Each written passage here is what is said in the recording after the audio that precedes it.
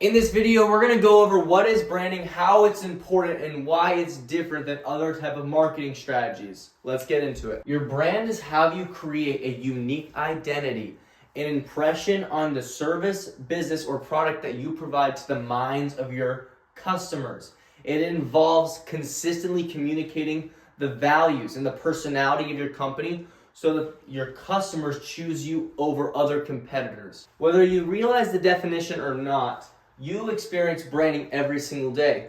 We can think about it in brands that we see in our everyday life.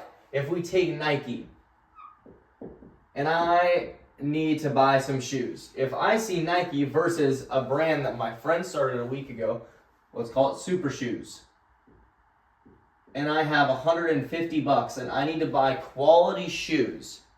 Let's say I've never even bought them before. I've heard of Nike. So I'm going to probably buy the Nike shoes. And the reason why is because people go off trust. And if there's word of mouth involved, even if you've never bought from Nike before, you're going to buy them because people trust people. I see people wear Nikes. I hear people like Nikes. The other people, they're not always trying to sell me the product, but they do it indirectly because they're wearing it. They like it. Because of that, I'm probably going to go with them versus a brand that I've never heard of. This is why unique identity and impression matters. Because branding helps you stick out. Your logo, your colors, the vibe of the company is a personality almost as much as a human being. We attach all this to the company, and so if our values align, I'm going to buy from them. Communication is the story. This is about constantly showing what the values of the company are. People aren't transactional. People do like being in a buying state, but we prefer personal connections over just transactional interactions.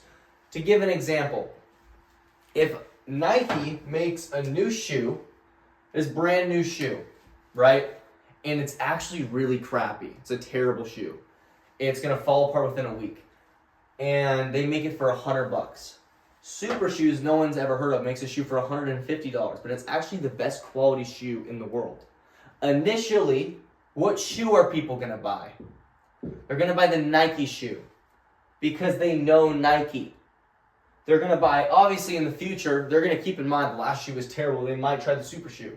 But because that the new shoe was from this brand, people are going to buy from them because the name holds weight, which is also going into building the perception. The perception of the brand is that their quality and reliability.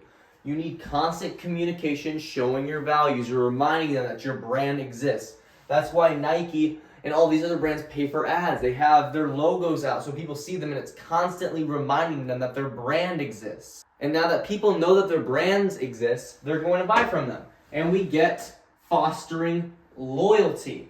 This is important because this makes recurring revenue and has people come back. Depending on the initial experience that a customer has with your brand, your personality, the values, whatever, the actual product, service, or business, that determines if they're going to come back. That determines their word of mouth. So when you hear a company from general word of mouth from the world that has a good quality product, even if you never bought from them before, you might go with that brand because they have a loyal customer base and people keep going back to buy them. There's all these different shoes that people keep seeming to buy and influencing decisions.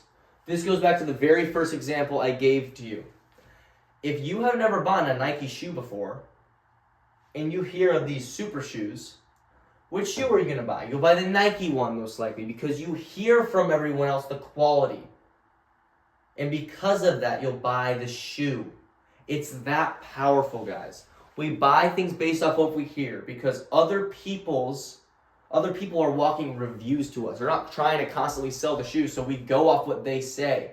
If your friend is wearing Nikes and he loves them to death and he keeps buying them, he's loyal. He has a perception about them. He likes their story. They have a unique identity. So it might influence your decisions to now be a loyal customer to theirs. And it keeps moving on. Branding is so pivotal to business, and a lot of people miss out on this and get blended in with other brands. They're not distinct. They don't have logos. They don't have a slogan. They don't have any of this. And because of that, they lose customers because they don't feel connected to them. I hope that helps your understanding of the definition and you can implement it into what you are doing. Have a lovely night. Please like the video and subscribe to the channel. It would mean the world to me.